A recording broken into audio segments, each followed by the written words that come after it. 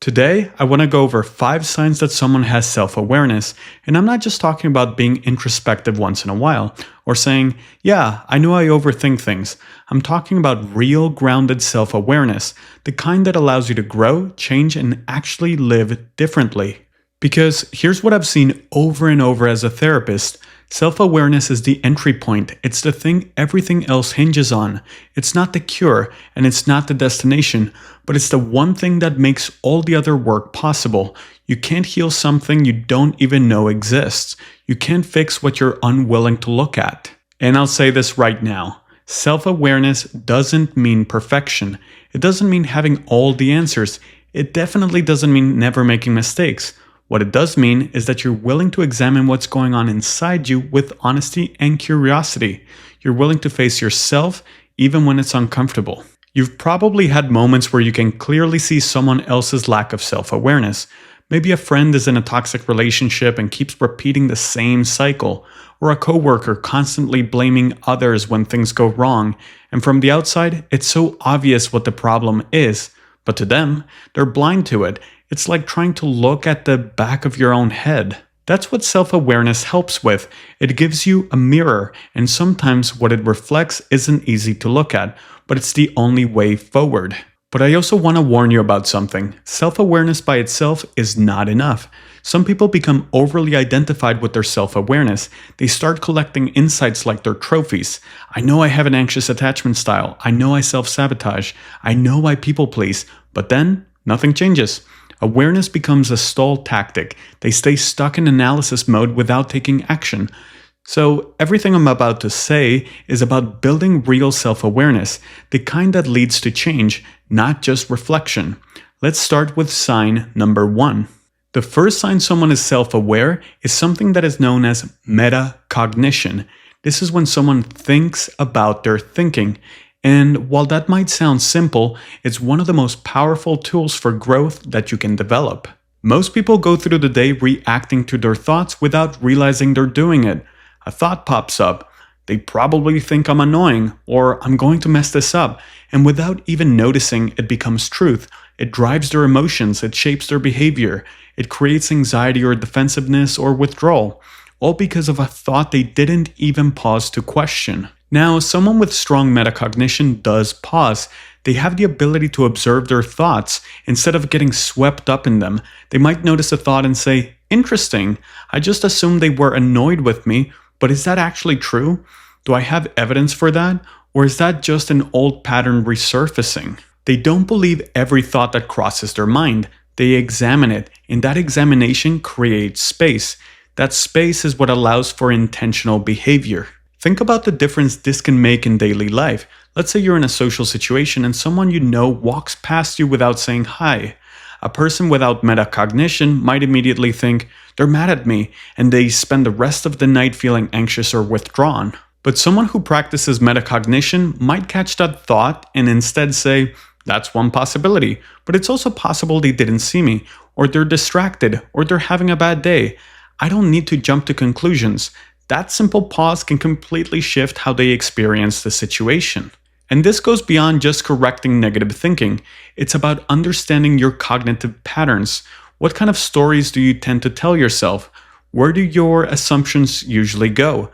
Do you lean towards self-blame, or do you externalize everything? Do you catastrophize, or do you dismiss things too quickly? Metacognition helps you build a relationship with your thoughts, not a blind allegiance, and not a total rejection, but a thoughtful, curious partnership. It's what lets you say, okay, I know my brain tends to do this thing, but I don't have to follow it. It's also the key to breaking old patterns, because so many of our behaviors are based on outdated thoughts and beliefs that we picked up in childhood or early adulthood. Until you start questioning them, you can't change them. And that questioning starts with this one skill: thinking about your thinking. The second sign someone is self-aware is they can accurately identify their emotions. This one sounds easy, but it's actually one of the most misunderstood parts of self-awareness.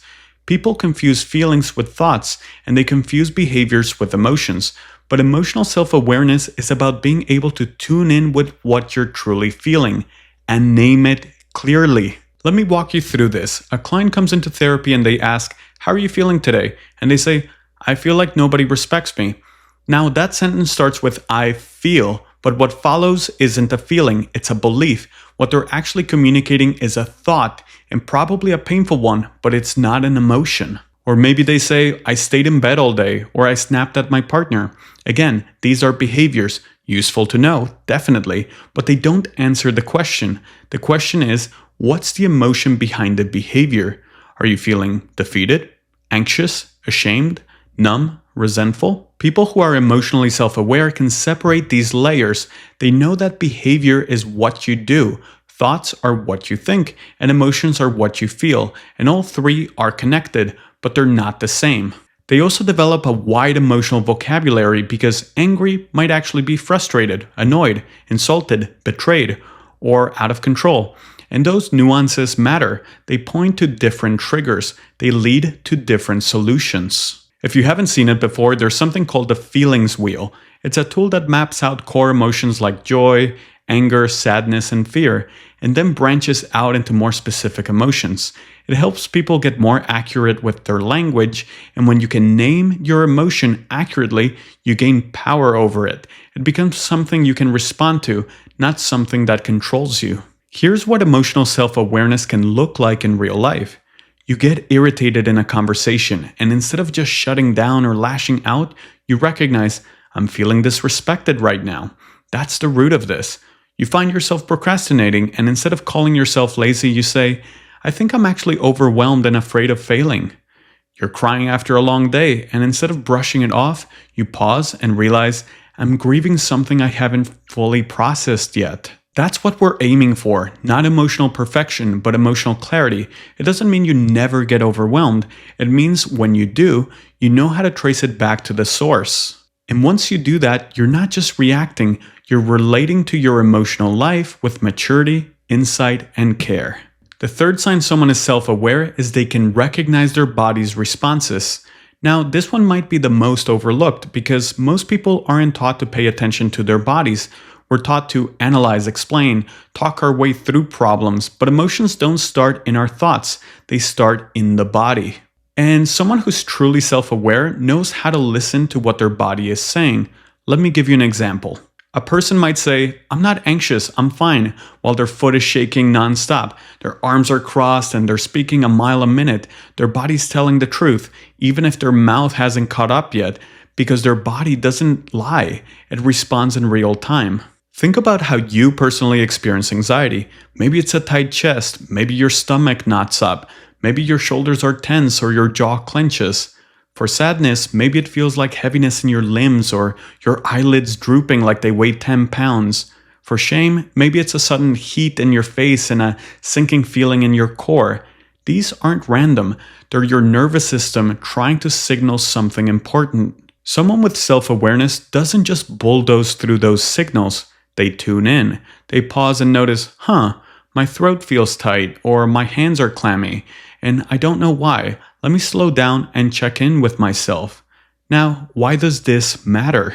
Because your body is often your early warning system. It tells you something is off before your conscious mind does. And if you can catch those signals early, you may have way more control over how you respond. You can regulate, you can redirect, you can breathe, you can ground yourself, you can choose how to act instead of just reacting. And this is where real change happens, when you build a bridge between your emotional awareness and your physical experience. Because if you don't notice that your chest is tight, or your shoulders are up to your ears, or your stomach is turning, you'll just keep acting on impulse. You'll shut down, lash out, numb out, or just push through and crash later. I also want to say this. For people with trauma, this part of self-awareness can be really hard. If your body hasn't felt like a safe place for most of your life, tuning in can feel overwhelming. It can feel like opening a door you slammed shut years ago. But the goal isn't to force anything, it's to gently begin reconnecting, to start asking, what am I feeling in my body right now? And allowing space for the answer, even if it's small at first. So many of us walk around completely disconnected from the one place we live every day, our body. But when you build that connection, when you learn to listen to your physiological cues and regulate them, you gain access to a deeper kind of self-awareness. It's not just about thinking differently, it's about living differently. The fourth sign someone is self-aware is they know their core values and tries to live by them. Self-awareness is not just about knowing what you feel or think. It's also about knowing what you stand for, what you care about, what actually matters to you deep down. Someone who's self-aware has taken the time to clarify their core values. They know what kind of person they're trying to be, not just when life is easy, but when it's hard, especially when it's hard. Let's talk about what values are not. They're not goals. Goals are things you can accomplish. Get a job, run a marathon, make X amount of money. Values are the principles that guide you while you're pursuing those goals. They're who you want to be along the way. For example, if your goal is to get a promotion, your values might include fairness, perseverance, and integrity.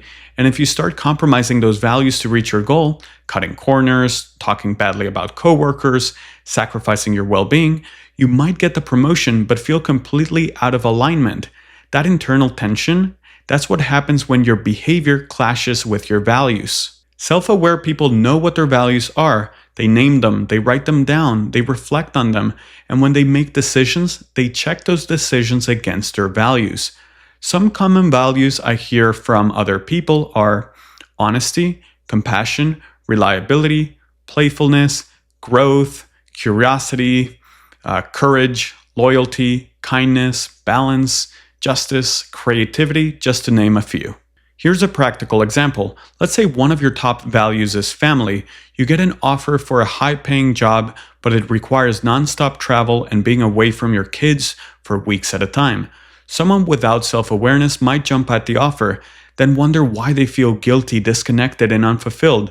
But someone with self-awareness might pause and say, this might be a great opportunity on paper, but does it align with what I value most right now?